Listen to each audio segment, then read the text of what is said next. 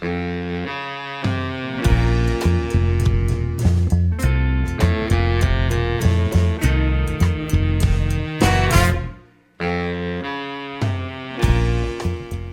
to Literary Dialogs with Nina Serrano, bringing you wonderful poets and writers who read from their original works, supporting peace, justice, and a healthy planet.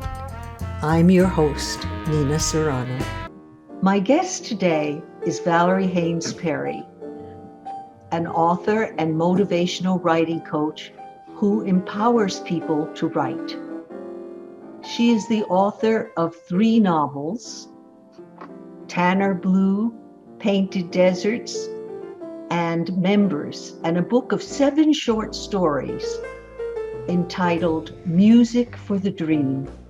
Most recently, she's written 2 vignettes, one titled Cupid and Them and the other Unilog, as well as 3 motivational writing books, Write, Read, Listen, Your Handy Writing Coach, Listening Out Loud, A Friend to the Serious Writer, and Write the Book You Want, Be Your Own Coach. Welcome, Valerie Haynes Perry. It's a pleasure to interview you on Zoom today. Nina, thank you so much for inviting me back. It's such a pleasure to be with you again. I've always enjoyed your writing. Your earlier novels had non-stereotypical African-American writers and interesting plots. And now your new creative writing has dispensed with both plots and characters. It's wildness and poetry. And I hope you'll be able to tell us how you did that, how you went from writing in the usual way with plots and characters to dispensing with all that. I'm so grateful for this opportunity to address that question, Nina, because you used the word empowerment earlier, and that's what drives my own writing and my interactions with other serious writers. So I do believe in learning rules in order to break them, understand why they're in place. For example, story structure, the hero's journey, just anything that a serious writer would consult in order to understand craft. So I got to the point where I felt I was doing that kind of writing, I'll say traditional writing in my earlier work. And I found that I just loved writing so much. I wanted to tell other people why I love writing so much. So that's where these different books about writing came from.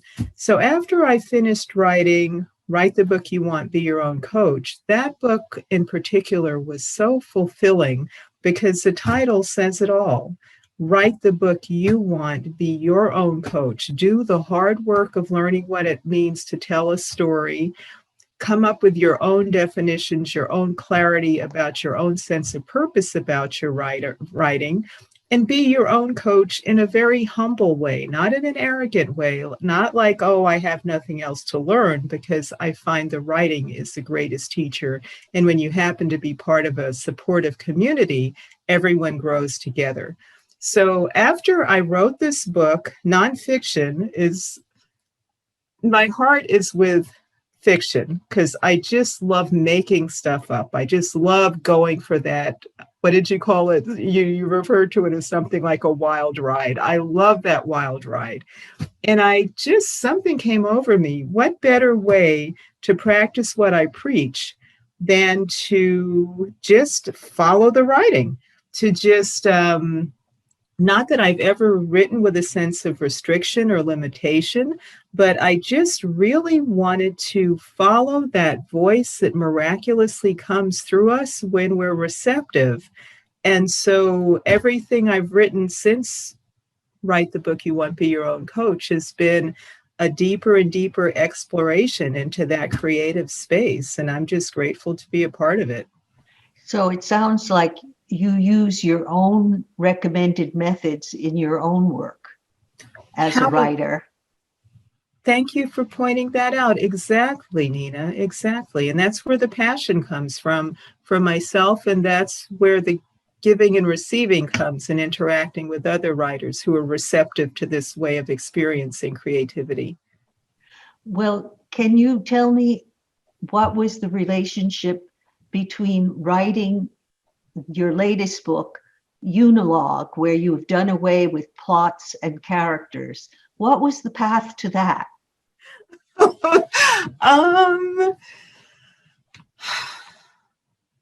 well, with Unilog in particular, first, when I think of the substance, just where the story came from, Unilog came from that special place that I think all stories come from, but specifically, initially I was fascinated by internal dialogue, or let's say the relationship of the self to the higher self, that constant dialogue or conversation that we each have within, and thinking of how maybe that's one thing that we all have in common in a world where it's more important, I think, to find common ground. So I said, okay, well, how do you tell a story about that? And kind of by process of elimination, I said, I don't want it to be a monologue. I don't want it to be this self-serving thing that could get into like complaining and ranting.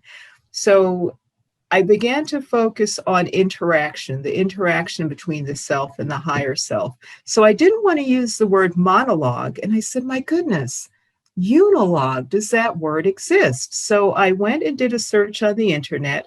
And at the time, I did not find a definition, which thrilled me no end, because I got to make up a definition for the purposes of telling the story. So it's, okay, I have my title, Unilog. This is going to be a story about the relationship between the self and the inner self. So who's the main character?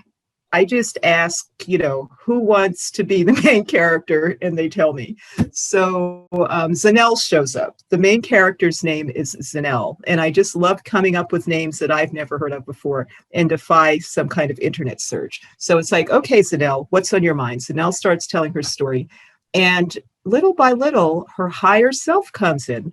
So Zanel and I just said, okay, we're going to have this relationship with the higher self. And then one day I said, well, higher self, what's your name? So over the course of a day, I was just receptive to the name. One morning, I woke up with the name in my mind, Vulalile. Now, that's how Zanel's higher self pronounces her name. If you look at the word, it might look French, like Vulalil. I guess French might have two L's.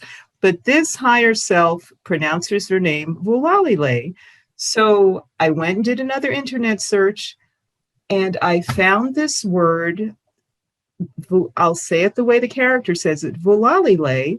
And it's a plant. It's a forget-me-not, a plant that's similar to the forget-me-not flower. So in preparation for speaking with you today, Nina, I looked up Vulalile or Vulalil again, and I didn't find it. So I just love this mystical quality that seems to surround this type of storytelling.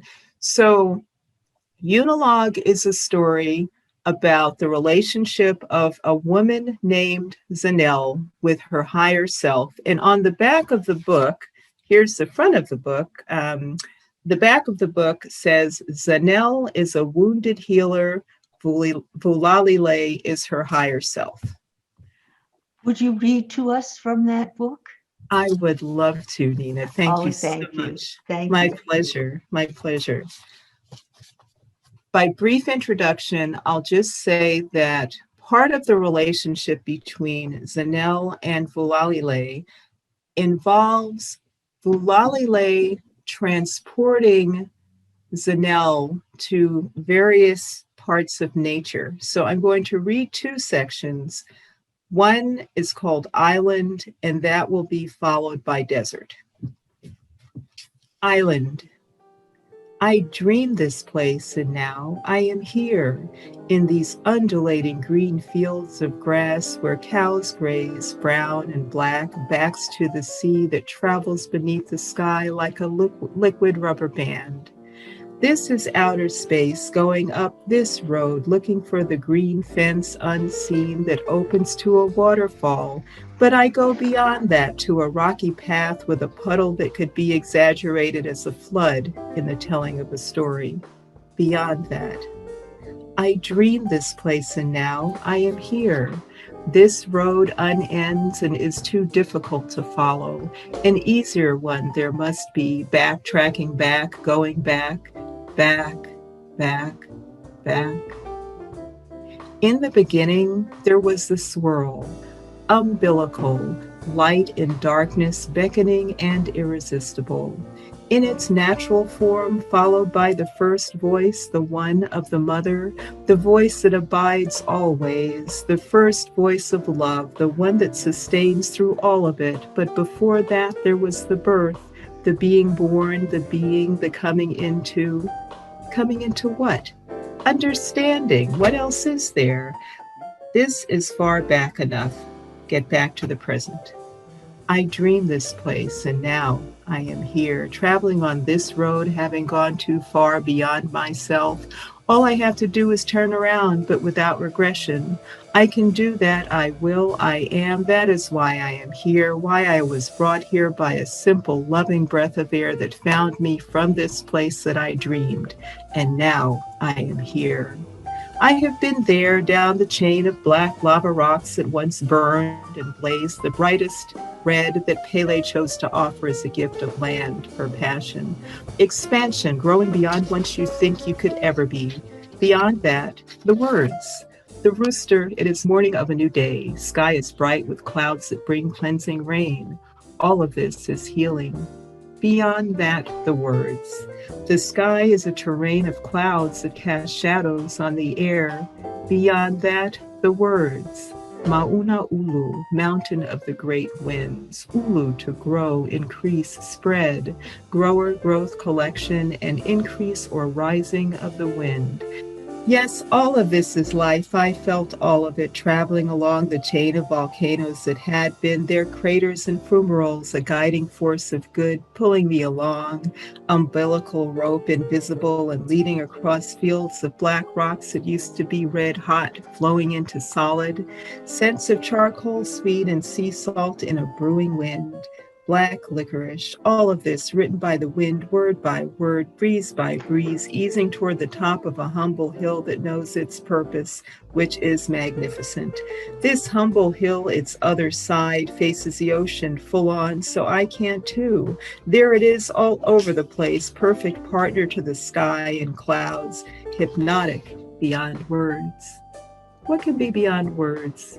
To know that it is necessary to keep going, dropping from the black lava rocks toward the endless sea.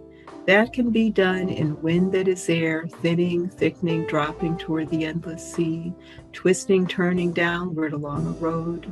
Breathing is part of consciousness and the strong signals of a heartbeat in perfect rhythm with the sea beyond a field of private petroglyphs. The sea is solid liquid originator of the color ultramarine.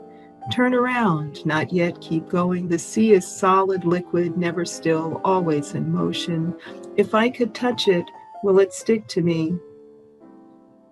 Cars and people ruin this scene, so I must turn around, which is different from going back, back, back.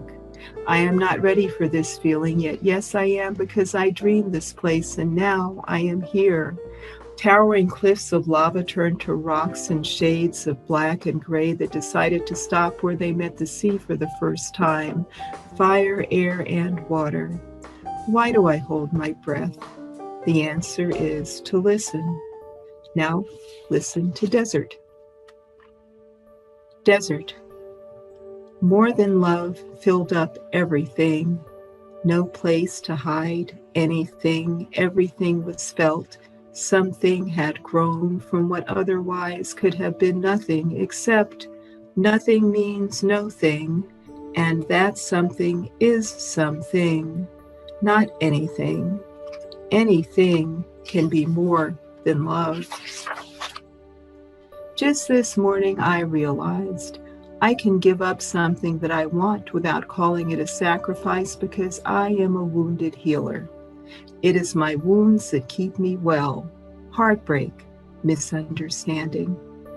I am an empath. Feelings override my thoughts. Everywhere, now I stand at the center of one desert, turning without moving in a panorama of playa-dusted mountains.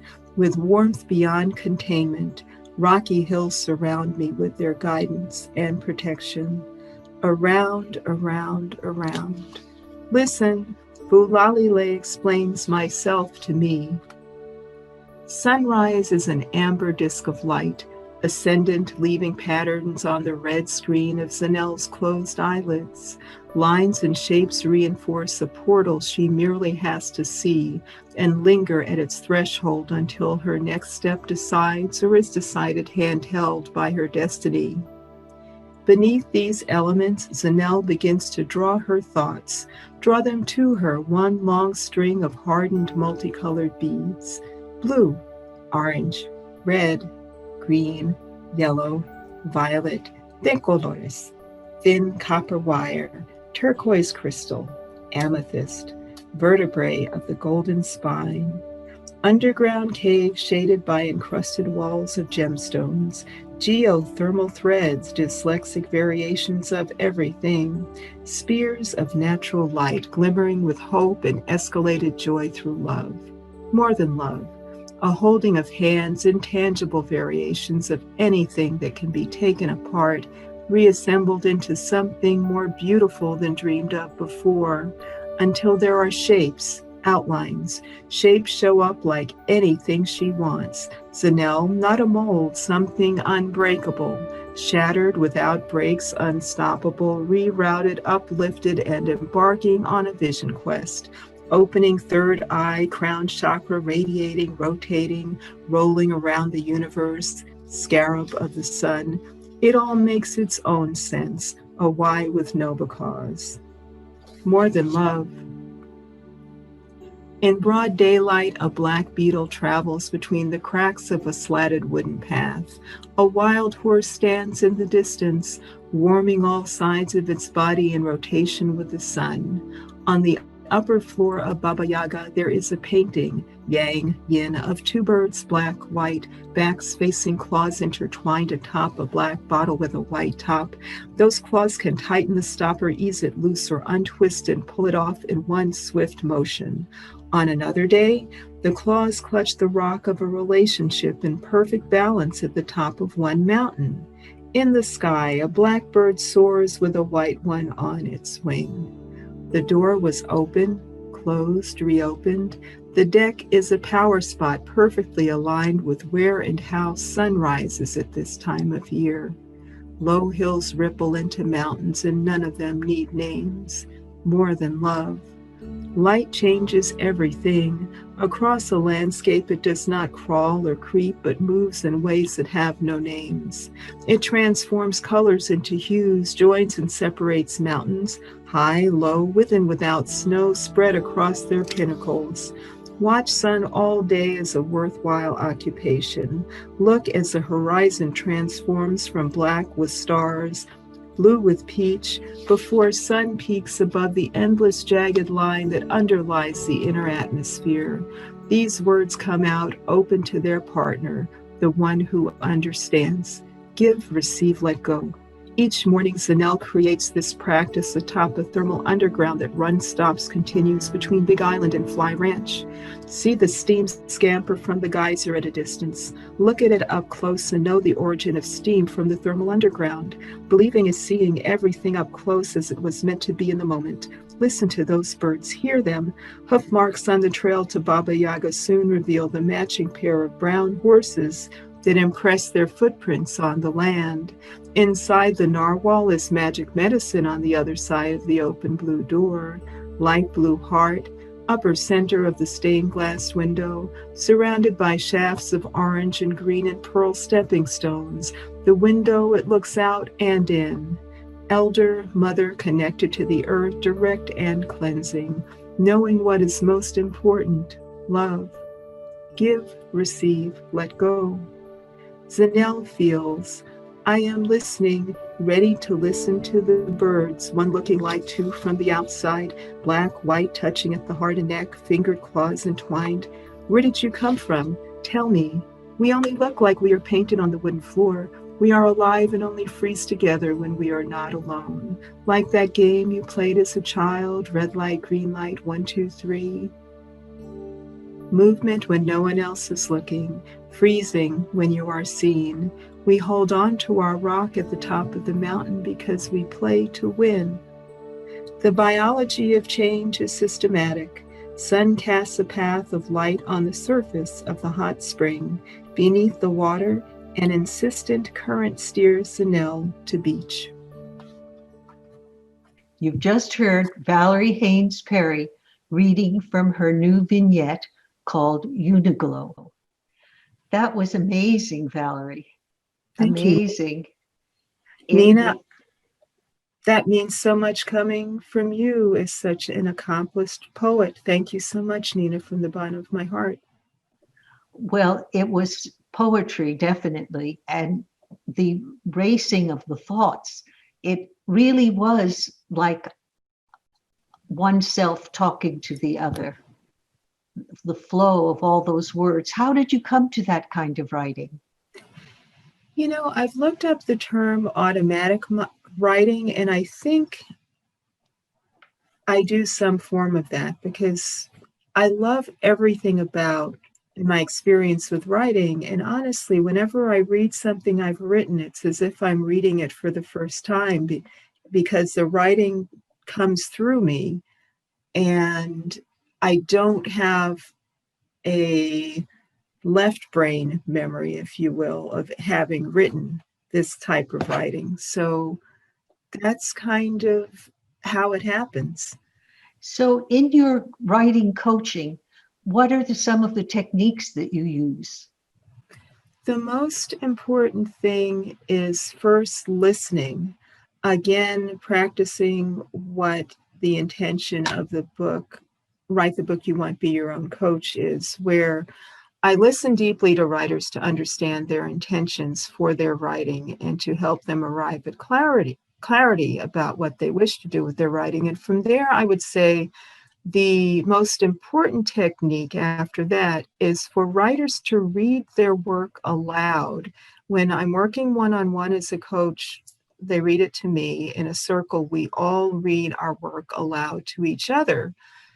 And that really is the foundation of the practice and the technique, because I invite writers to re-enter the space they were in when they created the writing as they read aloud, to maximize the experience of their literary voices and to just contrast how different it is to have feelings, emotions, what have you, come from this place that they come from, go through us like some kind of sieve, come out as words that we either keep to ourselves or share with one another. And the experience of reading aloud is so different from what we hear when the writing is talking to us. It tends to be quite transformative for writers. And to a person in the going into our 5th year of practicing motivational writing, writers say, my goodness, it sounds so much better and stronger than it did when I was writing it. So there's something quite mystical about that practice. And then, of course, we look at structure of the work, and we look at the big picture. We create titles for the books and chapters. So we get into the organizational stuff as well. But voice, exploring voice in its many manifestations as a writer is the basic technique. And so how do people join these writing circles? Word of mouth, pretty much. Word of mouth. I have 3 websites, but I do nothing to promote them. I just enjoy maintaining the websites. So yeah, that's word of mouth. So how can people contact you? Through my website. I have a website, valeriehaynesperry.com. Also, the practice that we follow is called Motivational Writing. There is a website, motivationalwriting.com. And also the book, Write the Book You Want, Be Your Own Coach, has its own website, writethebookyouwant.com. So if anyone is interested in finding out more about any of this work, and you go to the website, you'll be able to send me an email and I will reply to you. Well, thank you so much. This has been wonderful. Thank you. Can you just tell me briefly how you went from being an author to a writing coach? Yes, that started as a result of having a table at the Bay Area Book Festival. Well, first of all, Nina, thank you in response to your graciousness. In 2016, a friend of mine who is Miriam Ching-Yun Louie, a very accomplished writer in her own right. Miriam and I had a table at the Bay Area Book Festival in Berkeley in 2016.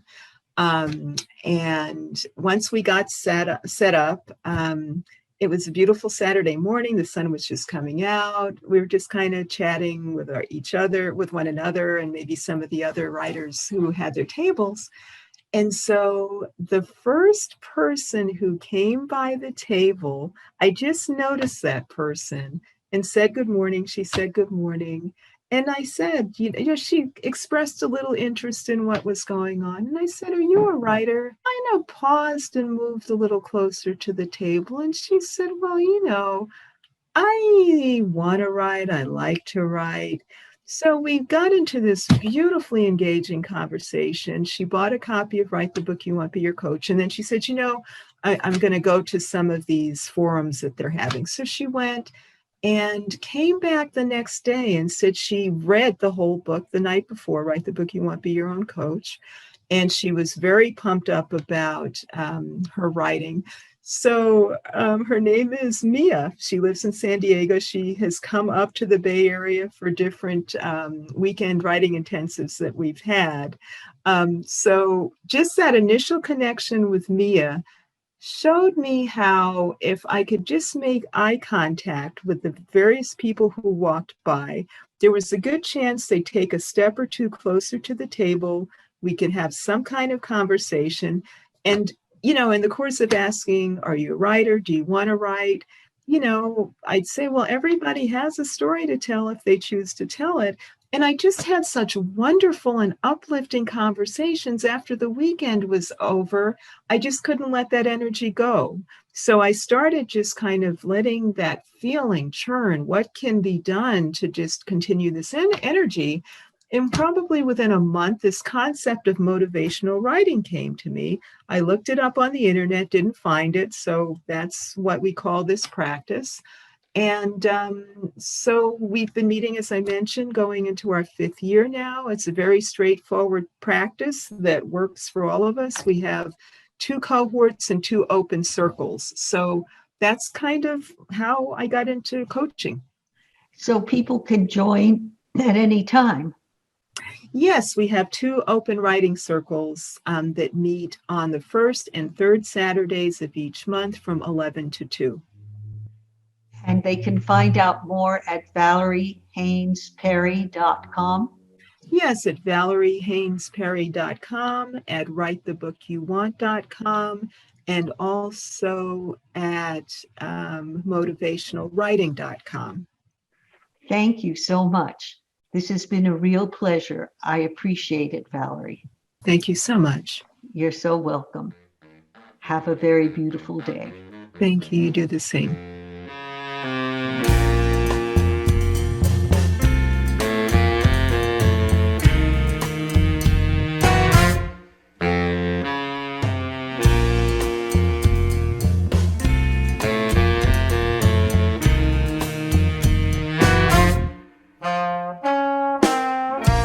Thanks for listening to Literary Dialogues with Nina Serrano, produced in my home studio in Vallejo, California, with production assistance by Paul Richards of Estuary Press.